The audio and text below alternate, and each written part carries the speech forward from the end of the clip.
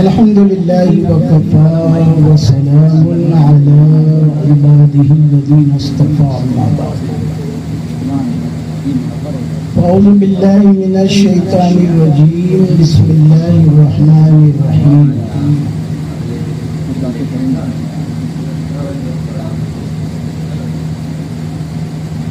الإسلام أفضل الدين ويقيم على الإسلام فدخل الجنة. وقال النبي صلى الله عليه وسلم قولوا لا إله إلا الله تفلحوا. كما قال الله تعالى في القرآن العظيم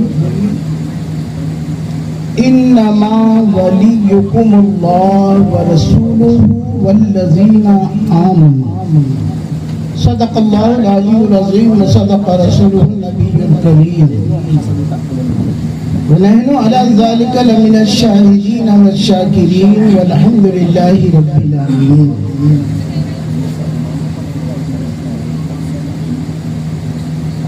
نہ طاعت پر نہ تقوی پر نہ زہد و اتقا پر ہے. نہ طاعت پر نہ تقوی پر نہ زہد و اتقا پر ہے. ہمارا ناز جو کچھ ہے محمد مصطفیٰ پر ہے صلی اللہ علیہ وسلم. بے شک نا طوفان کے دھاروں کو بنایا ہم نے، بستر آگ کے شعلوں پہ بچھایا ہم نے. نا طوفان کے دھاروں کو بنایا ہم نے، بستر آگ کے شعلوں پہ بچھایا ہم نے. دیکھ کر ہم کو فرشتوں نے کیے ہیں سجدے، دیکھ کر ہم کو فرشتوں نے کیے ہیں سجدے. دل کو جب نور محمد سے لگایا. آئیے ہمارا نہایتی ادب و احترام کے ساتھ سرور کائنات فخر موجودات جناب محمد رسول اللہ صلی اللہ علیہ وسلم کی بارگاہ تھر میں درود شریف کی ڈالیاں نچھاور کریں. پڑھیے درود شریف. اللہم صلی علی سیدنا و مولانا محمد مبارک وسلم. صلو علیہ صلاۃ و سلام علیک یا رسول اللہ یا حبیب اللہ. سر شام سے یعنی عشاء کے بعد سے جی بھر کر تقریریں ہوئی، نعتیہ کلام، اور اس کے بعد آپ نے بڑی دل جمی کے ساتھ تقریر سماعت کی. جذبے اور عشق میں اللہ کا حمد اور رسول کریم صلی اللہ علیہ وسلم کی شان میں درود شریف تلاوت کی. تھوڑی دیر کے لیے میں بھی حاضر ہوں. جوانوں نے جوانوں جیسی تقریر کی. رات بھی بوڑھی ہو رہی ہے اور میں بھی 60 کے اوپر ہو رہا ہوں، تو ظاہر بات ہے آپ سب جوان ہیں اور کچھ ہماری عمر کے ہیں، مگر جو اخیر میں آتا ہے وہ کچھ نہ کچھ ایسی باتیں کہہ جاتا ہے جو اگر دل پہ اتر جائے تو الحمدللہ اللہ کریم کا کرم ہو جائے.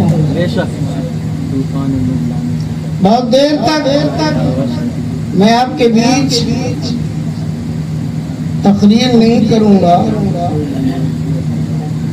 بس کچھ باتیں رکھنی ہیں. بات ان کی ہو رہی ہے جو سارے نبیوں کے سردار ہیں، سارے رسولوں کے رسول ہیں، اور اللہ کریم نے آپ کو وہ مقام عطا کیا کہ بہت ساری علماء کرام کی تقریریں سماعت کی ہوں گی جب سرکار مدینہ کی آمد ہو رہی تھی. آج جتنی بھی کچھ باتیں کروں گا اہل سنت و جماعت کے علماء کبھی بھی غیر ثبوت کا کوئی کام نہیں کرتے. بے شک حق ہے. کوئی بھی کام کرتے ہیں کہیں نہ کہیں قرآن سے ہے، کہیں نہ کہیں حدیث پاک سے ہے، کہیں صحابہ اکرام سے ہے، کہیں تابعین سے، کہیں اولیاء اکرام سے ہے. حضرات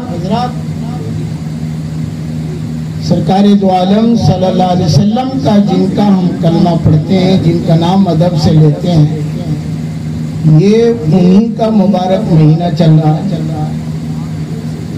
کیا شان ہے میرے آقا صلی اللہ علیہ وسلم کہ جب اللہ کے رسول دنیا میں تشریف لا رہے ہیں تو رب قدیر نے کہا ہے فرشتوں کے سردار جبریل 1000 فرشتوں کے ساتھ میرے محبوب کے لیے خیر مقدم کے لیے جھنڈے لے کر جاؤ، ان کے خیر مقدم کرو۔ جبریل آ گئے 1000 فرشتے، میکائیل تم بھی آؤ، تم بھی 1000 فرشتوں کے ساتھ جھنڈے لے کر جاؤ، محبوب دنیا میں جا رہے ہیں، خیر مقدم کرو۔ جناب والا اسرافیل کو بھی بلایا گیا، تم بھی لے جاؤ جھنڈے۔ حضرت اسرائیل ہیں جو دنیا کے تمام جیوت جاندار لوگوں کی روح نکالتے ہیں، وہ ایک طرف ہے۔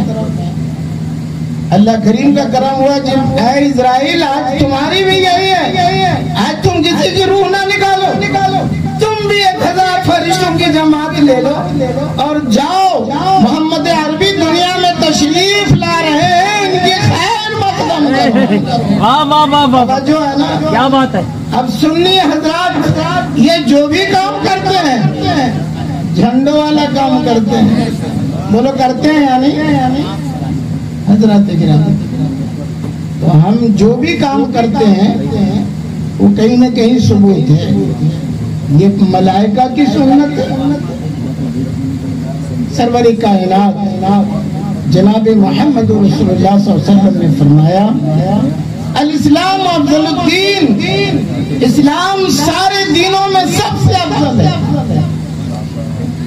جتنے بھی دین ہیں ان سب میں افضل اسلام۔ وَيُقِيمُ عَلَى الْإِسْلَامِ، اور جو اسلام پہ قائم ہو گیا فَدَخَلَ الْجَنَّةَ، اللہ کریم کا کرم ہوگا وہ جنت میں داخل کر دیا۔ الحمدللہ ہم نے اسلام کے دامن کو پکڑا ہے۔ آگے اللہ کے رسول صلی اللہ علیہ وسلم فرماتے ہیں قولوا لا الہ الا اللہ تفلحوا، تم لا الہ کہو فلاح پا جاؤ گے، کامیاب ہو جاؤ گے۔ گویا کہ جو لوگ اسلام میں داخل ہو گئے، اسلام پہ قائم ہو گئے اور لا الہ الا اللہ کہہ دیا، رب قدیر کا اتنا بڑا فضل ہو گیا کہ جہنم کی آگ اس پر حرام ہو گئی اور وہ جنت میں داخل کرا دیا جائے۔ ایسا بہترین مذہب ہمیں اور آپ کو دیا گیا جس کا جواب نہیں، جس کی مثال نہیں ہے۔ میرے پیارے عزیز دوستوں، اسی اسلام میں قرآن ہے، اسی اسلام میں نماز ہے، اسی اسلام میں روزے، اسی اسلام میں زکوٰۃ ہے، اسی اسلام میں حج ہے، اسی اسلام میں والدین کی خدمت ہے، اسی اسلام میں رشتہ داروں کی رشتہ داری نبھانا، اسی اسلام میں اللہ کے رسول کی تعظیم ہے، اسی اسلام میں اولیاء کرام کی تعظیم ہے۔ ارے اسی اسلام میں ہر وہ نعمتیں رب نے رکھی ہیں جو کسی اور مذہب میں نہیں ہے، اور وہ ہمارے مقدر میں یہ اسلام ہے۔ آپ اس مبارک محفل کو دیکھیں، اللہ کے رسول صلی اللہ علیہ وسلم فرماتے ہیں اللہ نے فرشتوں کی ایک جماعت بنائی ہے جس کا کام یہ ہے رب کی طرف سے کہ جہاں بھی ذکر خدا ہو، ذکر مصطفیٰ ہو، اے فرشتوں کی جماعت جاؤ اور وہاں پہ رحمت کے شامیانے لے کر بیٹھ جاؤ اور دیکھو اس محفل میں کون کس طرح سے ذکر کر رہا ہے اور محفل والے کس طرح سے ذکر سماعت کر رہے ہیں۔ اس محفل کو بہت معمولی نہ سمجھیں، بہت بڑی عظمت والی محفل ہے۔ اللہ کے حکم سے فرشتے آتے ہیں، جہاں میلاد مصطفیٰ ہو، ذکر خدا ہو یا عرس مقدسہ ہو۔ حضرات میں کہنا چاہتا ہوں فرشتوں کی جماعت آتی ہے اور آنے کے بعد شامیانہ رحمت لے کر محفل کے سامعین کے سروں پہ ڈھانپ دیتی ہے اور بڑے پرتفاق انداز میں سماعت کرتی ہے۔ ذاکر کس طرح سے ذکر کر رہا ہے، نعت پڑھنے والا کس طرح نعت پڑھ رہا ہے، حمد کرنے والا کس طرح حمد کر رہا ہے۔ ذاکرین ذکر کرتے ہیں اور سامعین ذکر کو سماعت کرتے ہیں۔ اللہ کے نبی صلی اللہ علیہ وسلم فرماتے ہیں جب ذکر کی محفل پوری ہو جاتی ہے، دربار الہی میں یہی فرشتے، یہی قافلہ جو فرشتوں کی جماعت آئی تھی، وہ جس نے جس طرح سے ذکر کیا ہے دربار الہی میں پیش کرتے ہیں، اللہ کریم کہتا ہے اے فرشتوں کیا لے کر آئے؟ میرے پروردگار ایک محفل تھی جس میں تیری بڑائی ہو رہی، تیرے محبوب کا ذکر ہو رہا تھا، تیرے محبوب بندوں کا ذکر ہو رہا تھا۔ اللہ کریم کہتا ہے اے فرشتوں وہ لوگ میری بڑائی کر رہے تھے، اس محفل میں میری بڑائی ہو رہی تھی، ہاں کیا ان لوگوں نے مجھے دیکھا؟ مولا کریم فرشتے کہتے ہیں مولا کریم ان لوگوں نے دیکھا نہیں مگر تیری بڑائی ہو رہی تھی۔ لوگ سبحان اللہ کہہ رہے تھے، لوگ الحمدللہ کہہ رہے تھے، لوگ ماشاء اللہ کہہ رہے تھے۔ پروردگار عالم کہتا ہے اگر وہ لوگ، وہ محفل والے لوگ مجھے دیکھ لیتے تو کیا کرتے؟ تو فرشتوں کی جماعت کہتی ہے مولا کریم وہ محفل والے اگر تجھے دیکھ لیتے تو اس طرح سے اپنے آپ کو مٹا دیتے جس طرح سے پروانے شمع پہ نچھاور ہو کر مٹ جاتے ہیں۔ یہ وہی مبارک محفل ہے۔ سرور کائنات صلی اللہ علیہ وسلم کی حدیث سماعت کریں، آقا کریم کہتا ہے فرشتوں گواہ رہنا میں نے اس محفل کو قبول کر لیا، اور اس بات کے گواہ رہنا کہ جس محفل کو رب قبول کر لے ہم نے ان کی مغفرت کر دی، ہم نے ان کے مقدر میں جنت دے دی۔ خدا کی قسم یہ محفل اتنی پیاری ہے، روزہ ایک طرف، نماز ایک طرف، حج ایک طرف، زکوٰۃ ایک طرف، نیکیاں ایک طرف، آپ مومن ہیں، اللہ رسول سے محبت کرتے ہیں اور اس کی محفل میں بیٹھے ہیں، اگر یہ نیکی خدا کے یہاں قبول ہو گئی تو ہمارے روزے بھی قبول ہوں گے، نمازیں بھی قبول ہوں گی، حج و زکوٰۃ بھی قبول ہوں گے۔ یہ قبولیت والی محفل ہے جو اہل سنت و جماعت کے مقدر میں۔ درشی پڑھی اللہم صلی علی سیدنا مولانا محمد مبارک وسلم، صلو علیہ الصلاۃ والسلام علیک یا رسول اللہ یا حبیب اللہ۔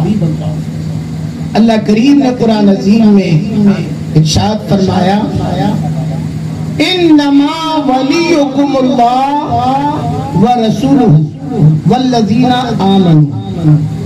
توجہ ہے، تھک تو نہیں گئے؟ اللہ کریم کہہ رہا ہے قرآن میں انما ولیکم اللہ ورسولہ والذین آمنوا۔ اس کا مطلب یہ، اس کا ترجمہ یہ ہے کہ بے شک تمہارا مددگار اللہ ہے۔ تڑپ کے بولیں تمہارا مددگار اللہ ہے۔ اس کے بعد پھر اللہ کہتا ہے ورسولہ، اور تمہارا مددگار اس کے رسول ہے۔ اس کے بعد اللہ کہتا ہے والذین آمنوا، اور تمہارا مددگار ایمان والے بھی ہیں۔ اب سنی کوئی کام ایسا کرتا ہے کیا؟ ہم اللہ سے مانگتے ہیں، اللہ مدد کرتا ہے، اور اللہ کریم نے میرے آقا کو وہ مقام عطا کیا جو حدیث پاک میں اللہ کے رسول کہتے ہیں اللہ یوتی عطا، اللہ مجھ کو کرتا ہے اور ساری جہان کو وانا قاسم میں بانٹتا ہوں۔ ایمان میرا مضبوط ہے، یقین ہے کہ جو سنی جو بھی کام کرتا ہے وہ شریعت مصطفیٰ کے دائرے میں کرتا ہے۔ لوگ کہتے ہیں رسول پاک سے مدد مانگو، اللہ قرآن میں کہتا ہے تمہارا مددگار رسول ہے۔ انما ولیکم اللہ ورسولہ، بے شک تمہارا مددگار اللہ اور اس کے رسول ہیں۔ گویا کہ ہم رسول سے مدد مانگیں تو قرآن کے آئینے میں حضرات، اس لیے ہم یا رسول اللہ کہتے ہیں، وم دودنی بھی کہتے ہیں مدد کیجیے، بسنی بھی کہتے ہیں مدد کیجیے۔ حضرات گرامی، اللہ سے مدد مانگنا ہر حال میں بے حد ضروری ہے۔ اگر ہم نے رسول سے بھی مدد مانگی ہے تو رسول کائنات نے بھی اللہ کے فضل سے عطا کیا ہے۔ آپ دیکھیں جنگ احد ہے یا جنگ بدر ہے، ایک صحابی رسول ہے، ایک ظالم نے تیر کا نشانہ لگایا، نام ان کا حضرت قتادہ ہے، تیر کا نشانہ لگا، تیر لگی، آنکھ کی گولی باہر نکل آئی۔ دنیا کا کوئی ایسا ڈاکٹر نہیں ہے کہ آنکھ نکل جائے اور اس کا علاج کر دے، مگر قربان جاؤ میرے نبی، شور شہید ہو گئے، مگر کچھ دیر کے بعد حضور کائنات کی بارگاہ میں پیش کیا گیا، یا رسول اللہ ان کی آنکھ کی گولی باہر نکل گئی ہے، وہ شہید نہیں ہوئے، حضور کی بارگاہ میں لائے گئے۔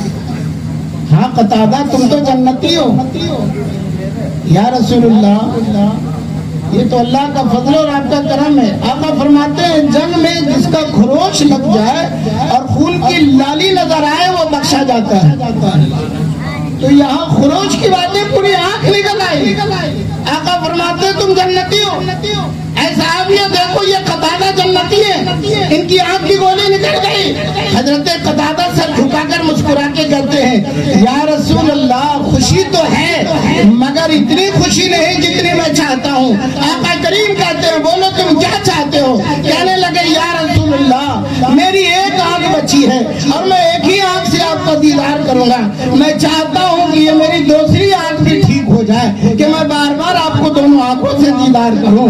سرور کائنات صلی اللہ علیہ وسلم ہے آنکھ کی گولی پہ اپنی لعاب دہن لگاتے ہیں، جہاں سے آنکھ نکلی تھی اسی گولی کو وہاں لگا دیتے ہیں اور کہا آنکھیں بند کر دو، پلکیں جھکا دو، پلک جھکائی جاتی ہے۔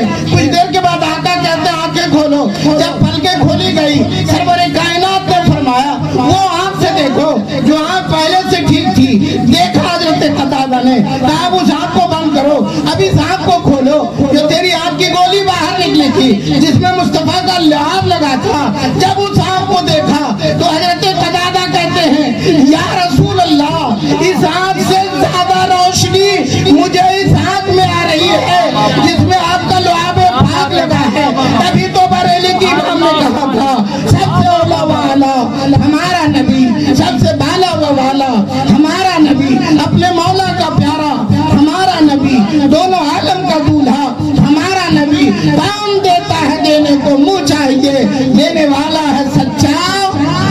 نعرہ تکبیر، نعرہ رسالت، مسلک اعلی حضرت خلیفہ حضور مجاہد اہل سنت، نعرہ تکبیر، نعرہ رسالت۔ اللہ کے رسول صلی اللہ علیہ وسلم سے آنکھ طلب کی، اللہ کے رسول نے آنکھ دیا کہ نہیں اللہ کے فضل سے؟ ہم بھی اگر یہاں سے ارے کتنے نابینوں نے سرور کائنات صلی اللہ علیہ وسلم کی ذات میں درود شریف پڑھ کر آنکھیں مانگی، سرکار دو عالم خواب میں آئے، لعاب دہن لگایا، رات کی روشنی مل گئی۔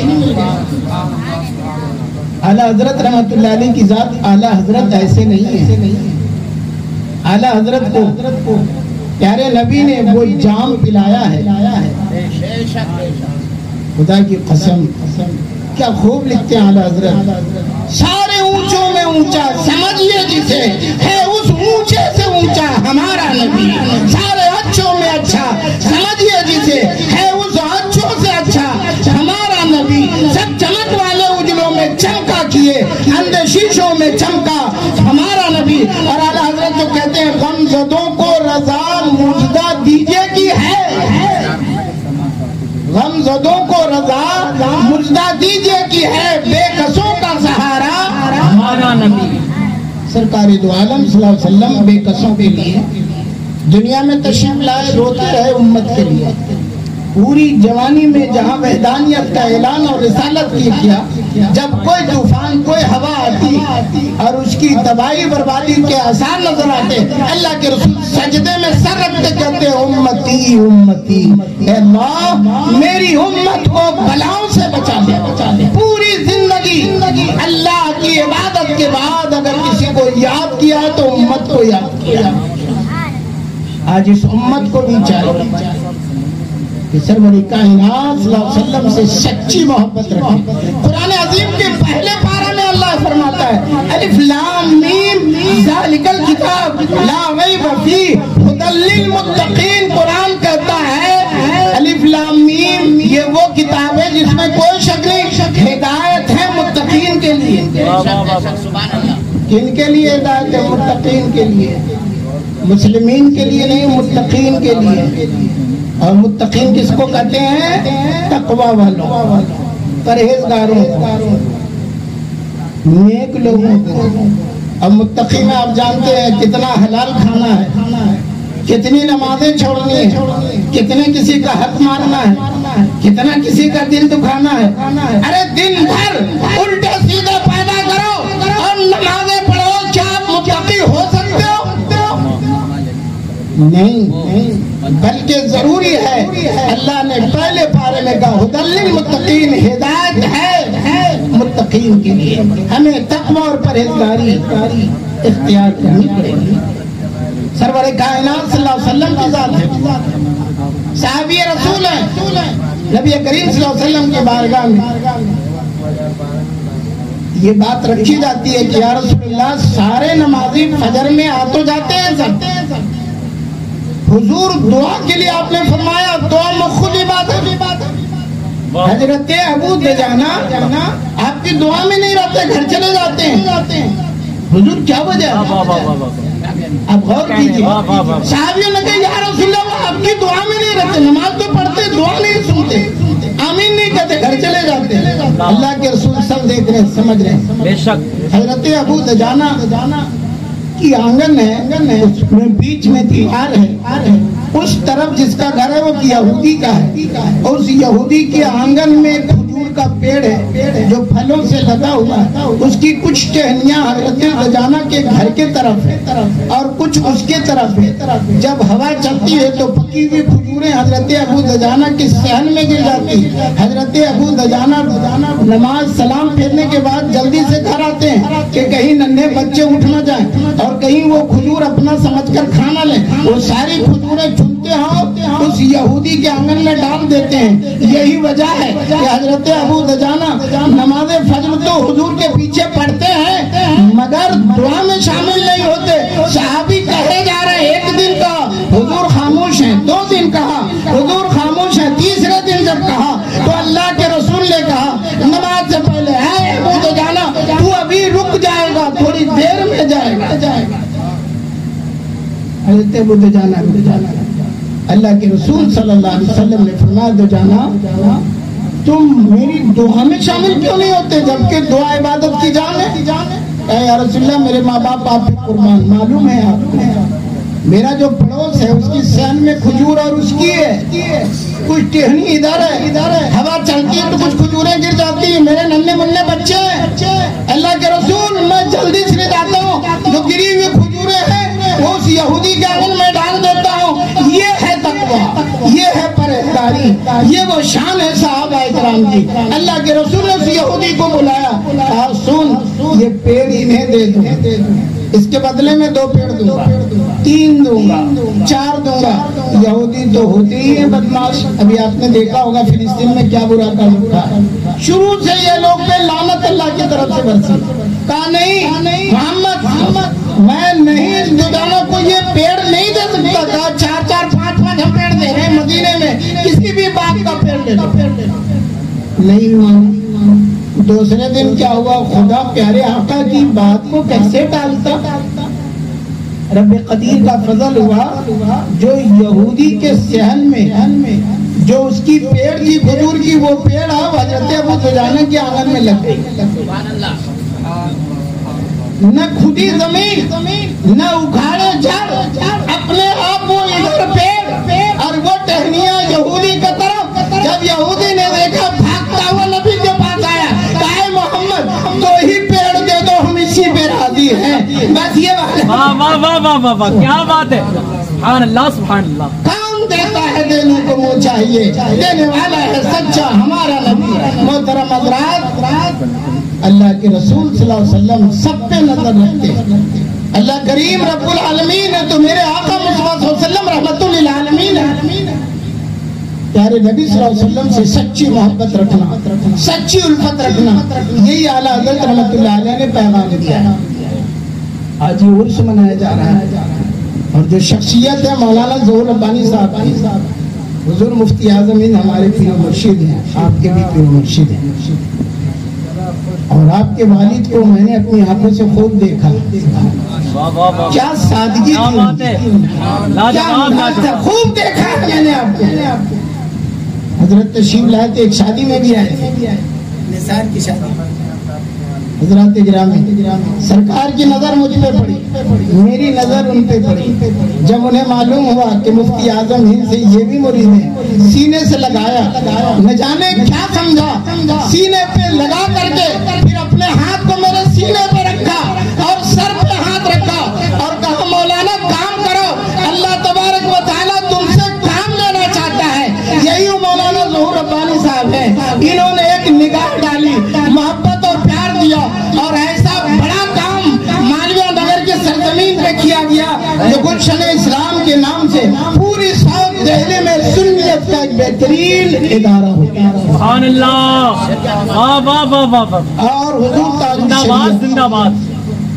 جب تشریف لاتے تھے اپنی بیٹی کے ایک فون آتا تھا، مولانا برہان الدین صاحب جو ان کے داماد کہتے ہیں مولانا ابا آ گئے ہیں، پورا انتظام ہوتا۔ الحمدللہ کئی بار تاج الشریعہ تشریف لائے اور ہماری اس قائم کی ہوئے اسی مسجد اور مدرسے میں تاج الشریعہ نماز پڑھاتے اور سینکڑوں آپ کے مرید ہوتے اور تاج الشریعہ سینے سے لگا کے کہتے کام کیے جاؤ، اللہ کریم تم سے راضی ہو جائے۔ محترم حضرات، اللہ کریم جس سے کام لینا چاہتا ہے۔ آج مولانا ظہور ربانی صاحب کی بے زیادہ تعریف تو نہیں کروں گا، مگر خدا کی قسم اللہ نے ان پر کتنا کرم کیا ہے۔ اعلیٰ حضرت کے در سے انہیں فیض مل رہا ہے، حضور بہاؤالدین نقشبند کے در سے انہیں فیض مل رہا ہے، حضور خواجہ غریب نواز کے در سے انہیں فیض مل رہا ہے، شیخ صاحب الدین کے در سے انہیں فیض مل رہا ہے۔ فیض ہی نہیں بلکہ یہ سلسلوں کی خلافت بھی عطا کی گئی ہے۔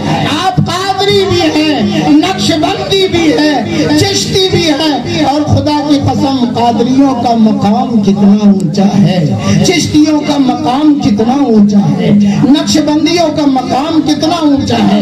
یہ سارے سلسلے حضرت علامہ مولانا ظہور ربانی کو عطا کی گئی ہے۔ سبحان اللہ سبحان اللہ۔ حضور غوث الاعظم کہ فیضان بریلی شریف پر اعلیٰ حضرت رحمت اللہ علیہ کے نام امام احمد رضا، مگر یاد کریں آپ امام احمد رضا رحمت اللہ علیہ کی پیدائش سے پہلے آپ کے والد گرامی کو رسول پاک خواب میں تشریف لائے اور کہا نکی خان تمہارے یہاں ایک دین کا مجاہد پیدا ہونے جا رہا ہے، سنبھال کر کے رکھنا، جن کی آمد پر رسول خدا زیارت کرائیں اور ساتھ ہی ساتھ بشارت دے احمد رضا تمہارے یہاں ایک ایسا بچہ آ رہا ہے جو دین کا مبلغ بھی ہوگا، مجاہد بھی ہوگا اور مجدد بھی ہوگا۔ خدا کی قسم یہ رسول کائنات صلی اللہ علیہ وسلم کے خاص انعام ہے، تبھی تو معجزات رسول میں ایک معجزہ کہا جاتا ہے۔ اور اعلیٰ حضرت رحمت اللہ علیہ کی تعریف ایسے دور میں اعلیٰ حضرت آئے، خانقاہیں بہت تھی بے شک، مگر خدا کی قسم ساری خانقاہوں کے بزرگوں کی طرف سے یہ دعائیں نکل رہی تھی، اٹھو احمد رضا، قلم اٹھاؤ اور دیکھو ایک دور تھا کہ جب مجدد الفسانی کا دور تھا، شیخ سرہندی کا دور تھا، نقشبندی کا دور تھا، اس وقت تو خداوند کریم کی ذات پر انگلیاں اٹھائی جا رہی تھی اور لوگ اللہ کی الوہیت پہ لوگ نہ جانے کیا کیا کام کر رہے تھے۔ اس وقت کام لیا گیا جناب شیخ احمد نقشبندی سے اور آپ نے قلم اٹھایا، اکبر کے بازو ٹوٹے، سلطنت گئی اور خداوند کریم نے شاہ عالمگیر کو وہ مقام دیا کہ حضرت شیخ احمد سرہندی کے قدموں پہ گرے اور توبہ استغفار کر کے آپ کے مریدوں میں شامل ہو۔ باری آتی ہے اعلیٰ حضرت تمام خانقاہوں کے بزرگوں کی دعائیں تھی، احمد رضا اٹھو، رسالت پہ انگلیاں اٹھیں، نہ جانے کیا کیا کوئی کیا کہہ رہا ہے اعلیٰ حضرت کے لیے۔ جب ساری خانقاہ کے ولیوں نے دعائیں دی وہ احمد رضا کے سینے میں وہ نور مصطفیٰ ایسا بھر دیا گیا، خدا کی قسم تبھی تو کہا تھا چمک تجھ سے پاتے ہیں سب پانے والے، چمک تجھ سے پاتے ہیں سب پانے والے، میرا دل بھی چمکا دے چمکانے والے، برستا نہیں دیکھ کر ابر رحمت، بدوں پر بھی برسا دے والے برسانے والے یہ اعلیٰ حضرت رحمت اللہ علیہ ہیں، جو ہمیشہ رسول خدا صلی اللہ علیہ وسلم کی طرف لو لگا کر ہمیشہ رسول کائنات صلی اللہ علیہ وسلم کے اسلام حضور شادی میاں رحمت اللہ علیہ اولیاء کرام کی جماعت بیٹھی ہے، پیلی شریف کا واقعہ ہے۔ سبحان اللہ سبحان اللہ۔ ایک بزرگ نے کہا کہ احمد رضا کی روح کہاں ہے؟ تڑپ کے بولو اس وقت احمد رضا رحمت اللہ علیہ کی روح کہاں ہے؟ ولیوں کی جماعت بیٹھی۔ حضور شادی میاں رحمت اللہ علیہ نے کہا امام احمد رضا کی روح گنبد خضرا پہ طواف کر رہی۔ واہ واہ واہ واہ واہ، کیا جملہ ہے! یہ وہ اعلیٰ حضرت رحمت اللہ علیہ کی ذات ہے، صبح و شام گنبد خضرا کا طواف کرنے والی ذات کا نام امام احمد رضا ہے۔ ارے ان کی شان کو کوئی کیا گھٹا سکتا ہے؟ جس نے گھٹانے کی کوشش کی وہ دنیا سے گھٹ گیا۔ اور حضور مفتی اعظم ہند رحمت اللہ علیہ کی شان، اللہ اکبر۔ سرکار خواجہ غریب میں جب آپ حاضری دیتے تو کبھی مزار اقدس کے قریب نہیں، دور رہتے، شاہجہانی مسجد میں جاتے، بیٹھ جاتے۔ ہم اور آپ تو مزاروں پہ جا کر کے اپنا سر جھکاتے ہیں، چادریں چومتے ہیں، ہونٹوں سے لگاتے ہیں۔ خدا کے بندوں، مفتی اعظم ہند رحمت اللہ علیہ کے تقویٰ دیکھو۔ آپ فرماتے اے لوگوں مزار اقدس سے 4 6 7 قدم کے پیچھے کھڑے ہو جاؤ، اللہ کا ولی کس حال میں، کہاں عبادت کس طرح سے کر رہے ہیں؟ خدا کی قسم یہ مفتی اعظم ہند رحمت اللہ علیہ کی تقویٰ ہے۔ بہت لوگوں نے آپ کو آزمایا۔ علی گڑھ سے 2 لوگ نکلے، پڑھے ہوئے بچے، انہوں نے کہا سنا ہے بریلی میں مفتی اعظم ہند ہے، وہ غیب کی باتیں بتا دیتے ہیں۔ یہ دونوں علی گڑھ مسلم یونیورسٹی کے بچے ہیں۔ ایک نے کہا میں نے کچھ سوچ لیا، تم بھی کچھ سوچ لو۔ ایک نے کہا میں نے سوچ لیا ہے کہ میں حقہ پیوں گا۔ دوسرے نے کہا میں سوچ لیتا ہوں میں پان کھاؤں گا۔ ابھی یہ علی گڑھ سے بریلی شریف کے اسٹیشن پہ یہ دونوں طالب علم اترے ہی تھے، فجر کی نماز ہو گئی۔ مفتی اعظم ہند رحمت اللہ علیہ نے اپنے مریدوں میں سے جو خادم تھے ان سے کہا حقہ سلگا دو، پان بنا دو۔ یہ وہ ہے مفتی اعظم۔ چلے تھے یہ لوگ آزمانے کے لیے، آ گئے دونوں، مفتی اعظم ہند کی بارگاہ میں پیش کیا گیا، خیریت لی آپ نے اور کہا جناب میاں آپ تو حقے کے شوقین ہو اور آپ تو پان کے شوقین ہو۔ کہا حضور یہ کیا کریں؟ نہیں آپ کو پان کھانا پڑے گا، آپ کو حقہ پینی پڑے گی، قدموں پہ گئے۔ کہا حضور ہم لوگ تو علی گڑھ میں سوچ کے چلے تھے کہ اگر روشن ضمیر ہوں گے تو ہماری دل کی بات کہہ دیں گے۔ حضور میں نے ہی کہا تھا کہ حقہ پیوں گا، میں نے کہا تھا کہ پان کھاؤں گا۔ خدا کی قسم ہمیشہ کشف پہ حضور مفتی اعظم ہند رہا کرتے، اور جو سرکار مفتی اعظم ہند رحمت اللہ علیہ کی نظر جس پر پڑتی، تو نے بھی کتابوں سے میں نے بھی نگاہوں سے، تو نے بھی کتابوں سے میں نے بھی نگاہوں سے، فرق ہے بہت اتنا میرے تیرے پینے میں۔ سرکار مفتی اعظم ہند پڑھاتے کم تھے، پلاتے زیادہ۔ لاجواب لاجواب، واہ واہ واہ واہ واہ، سبحان اللہ سبحان اللہ، بہت خوب، بہت عمدہ دوستوں۔ اور پھر الحمدللہ مجاہد اہل سنت کی شان کیا مقام آپ کو دیا، کیا رتبے اور عزت ملی۔ محدث اعظم ہے، سید زادے ہیں، مگر امامت کے مسئلے پہ کوئی جائے تو صرف جناب عبدالحق مجاہد اہل سنت ہی آگے پڑھا سکتے۔ ارے جن کے پیچھے خود حضور مفتی اعظم ہند نماز پڑھتے ہو ان کا مقام بات کچھ اور تھی۔ تو نے بھی کتابوں سے میں نے بھی نگاہوں سے، فرق ہے بہت اتنا میرے تیرے پینے میں۔ اہل سنت کو اتنا پلا دیا نہ جانے کیسی رحمت اور نور کے شعائیں نکل رہی ہیں۔ آج انہیں کی محبت کا ایک جلسہ ہے۔ یہ عرص سے کیا ہے حضرات جانتے ہیں؟ ایک مومن مرتا ہے تو اس کا مقام کیا ہوگا، اور جب ایک مومن سے بڑے درجے کا ہوگا ان کا رتبہ کیا ہوگا۔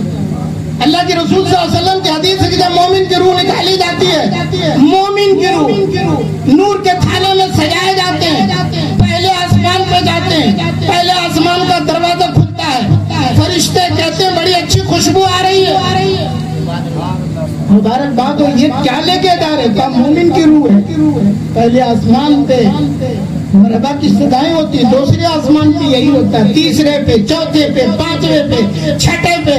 خدا کی قسم یہ شان ہے مومن کی کہ جس کی روح نکالی جاتی ہے ان کا یہ مقام. اب یہ روح کہاں جاتی ہے؟ عرش اعظم کے نیچے. تمام نبیوں کی روحیں عرش اعظم کے نیچے، تمام ولیوں کی روحیں عرش اعظم کے نیچے، تمام شہیدوں کی روحیں عرش اعظم کے نیچے. اور وہ روحیں خدا کے سجدے اور خدا کے ذکر میں جب یہ مومن کی روح جاتی ہے دربار الہی میں پیش ہوتا ہے. اب کہا جاتا ہے ان روحوں میں ان کو شامل کر دو. اور اس کے بعد پھر کیا ہوتا ہے میرے پیارے عزیز دوستو؟ اب وہی بندہ مومن کی روح کہتی ہے رب قدیر میں سجدہ کرنا چاہتا ہوں. اب وہ مومن سجدہ کرتا ہے. رب قدیر کہتا ہے میں نے اس مومن کے سجدے قبول کر لیے. اب وہی روح واپس آتی ہے اور اسی حال میں اس کے جسم میں ڈال دی جاتی ہے.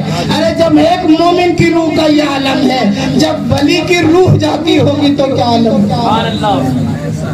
آج ہم انہی اولیاء کرام کا عرس منانے. وہ روح آتی ہے، یہ روح جاتی ہے سجدے میں، وہاں محب ہوتی ہے، نور الہی میں منور ہوتی ہے. اب واپس فرشتے لاتے ہیں اور اسی جسم میں روح ڈال دی جاتی ہے.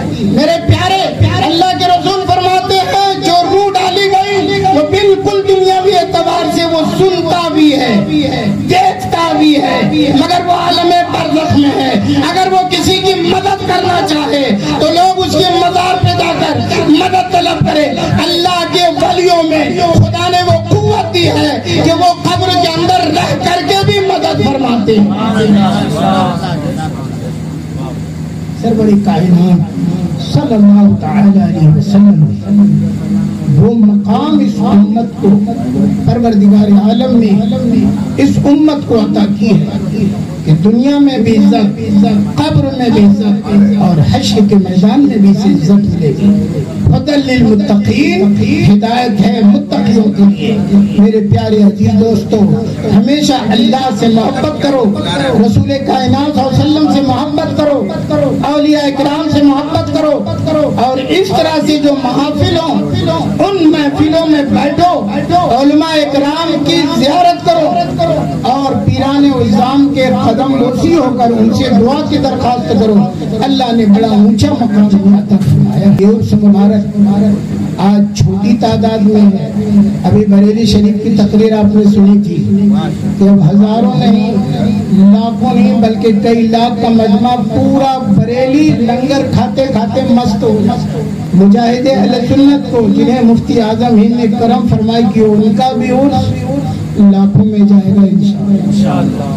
بھیڑ ہوگی، علماء کی جماعت ہوگی اور پھر یہ خاندان اسی طرح سے چرچے اور ذکر میں ہر مومن کی زبان پہ ہوگا جیسے اولیاء کرام کی اولادوں کو ہم اپنی زبان کے چرچوں میں چلتے ہیں.